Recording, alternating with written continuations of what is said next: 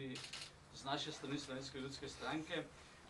Mi smo se seveda odločili skupaj tako z Slovensko demokratsko stranko kot Slovensko nacionalno stranko, da to presojo absolutno naredimo, tudi zaradi tega, ker je, če hočete, služba vlade za zakonodajo Republike Slovenije jasno, eksaktno povedala, da so ministrova navodila, ki jih je napisal, da so nejasna, da so nelogična, da so nepotrebna in da so odvečna. Veste, v takem primeru, če bi jaz bil na ministrovem mestu, bi se vprašal, kaj še sploh tam delam. Verjetno so mu hteli povedati tudi po tej poti, da je očitno samo kanglico mleka nosil mimo pravosodja, ko je to študiral. Žal, zakaj ne? Tudi zato, ne, ker obvezna navodila, kaj že to? Kaj so to obvezna navodila? Kaj poznamo? Mi poznamo dve stvari do sedaj, ne? In sicer zakon o državnem tožilstvu in državno-tožilski red poznamo. Kaj so pa obvezna navodila? Torej, to je nekaj novega, ne, kar si je minister zmislil. Zakaj si pa to zmislil? Ja, zato, ker bi po zakonu o državnem tožilstvu moral generalno državno tožilko seveda zaprositi za predloge za spremembe državno-tožilskega reda. In potem bi seveda lahko uvedel novi državno-tožilski red. Ampak seveda tega ni naredil.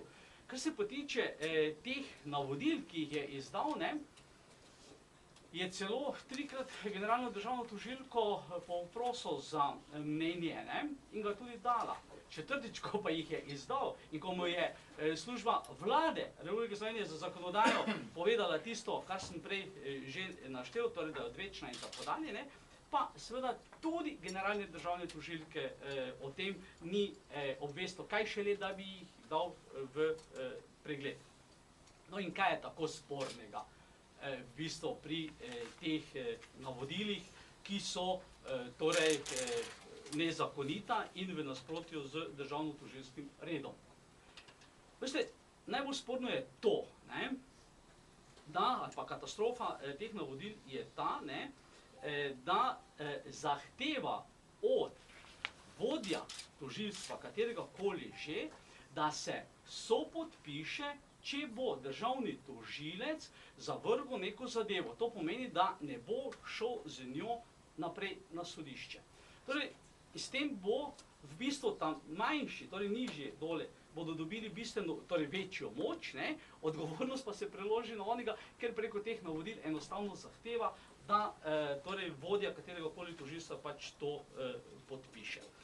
In seveda je to mislim, ne, da je nesprejemljivo, se to niti ni pomembno, pomembno je, da je v nasprotju z zakonom in da je v nasprotju z zakonom.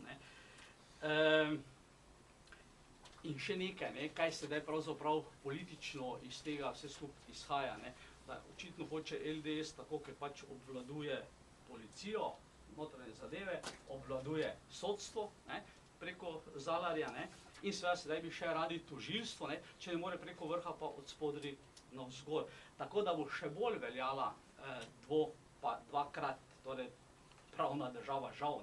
Ena je za ta malega človeka, ena je pa seveda za tiste, ki imajo denar, moč in vezi. In zato gospod Meglič ni mogel v 5 letih priti na sodišču skozi. Bulmastifi pa so se vrnili in seveda vse se je pokazalo, da je bilo popolnoma vse narobe. Res pa je, da so imeli ti denar, vpliv in moč. To je z moje strani zaenkrat.